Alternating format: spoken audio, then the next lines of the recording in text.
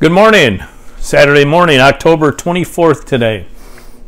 Before we get started, just want to remind you of service tomorrow, 10:30, and we'll be joining in person if you can make it, and also on Facebook Live if you can't make it to the church. But today we're going to be in Jeremiah 3 through 5, and then 1 Timothy chapter 4.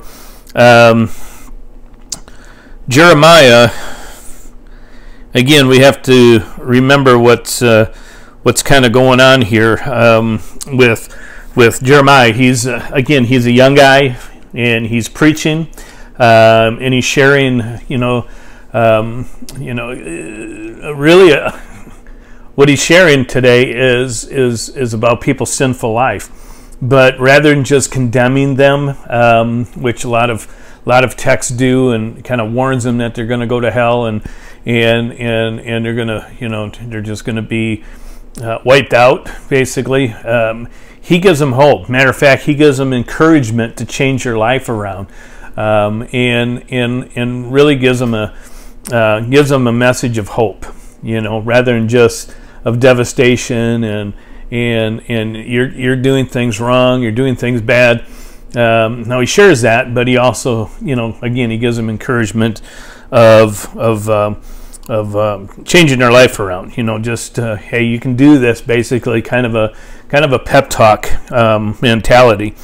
But again, we got two young people, and I can imagine Jeremiah. Some of the older people saying, "You know what, kid, I'm not listening to you.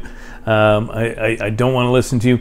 But what I'm wondering is, part of this, the letter from Paul to Timothy today is of encouragement to him too. Basically, don't live like a certain way. Live this way in order to be an example. And again, this text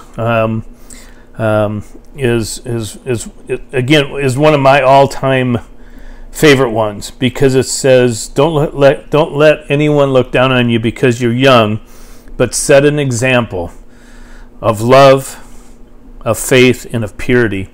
Until I come, give your attention to public reading, exhortations, and teachings. Don't neglect the gift that is in you. It was given to you through prophecy, with the laying on of hands and the counsel of the elders. This is so important, for Paul to tell Timothy, I know you're young. I know they're going to discard you in some areas.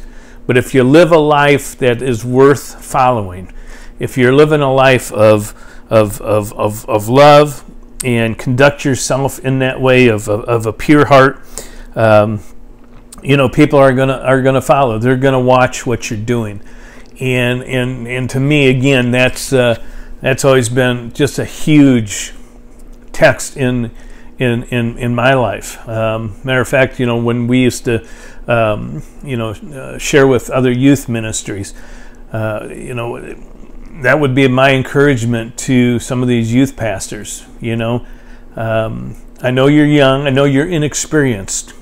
But be an example. Show them your heart. Show them who you are, and you'll win them over. And more times than not, if they did that, if they had a life of integrity and of good moral character, and they showed that heart of purity, and just conduct themselves out of love, rather than frustration and anger. Because to be honest with you, a lot of young people kind of fly off the handle real quick.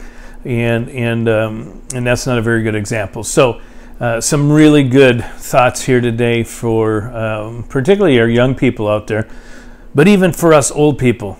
How are we looking at the young people? Are we discarding them right away, or are we looking at them and saying, wow, they're really a young person of integrity, of purity? And I know a number of young people that are like that. And I think it's a matter of encouragement, like Paul did to Timothy. I think it's important for us to do that too for young people. So be people of encouragement, and really lift up our young people and one another. And to be honest with you, to somebody, We're also young. So, you know, set a life of faith and purity, and just show the people around you who you are and what you're about, and be about God's work. Be about His reaching and preaching and teaching, and you know, God will bless that. I believe that. So have a great Saturday today, and come and join us Sunday. And if not, I will see you Sunday morning for morning devotions. Have a great day.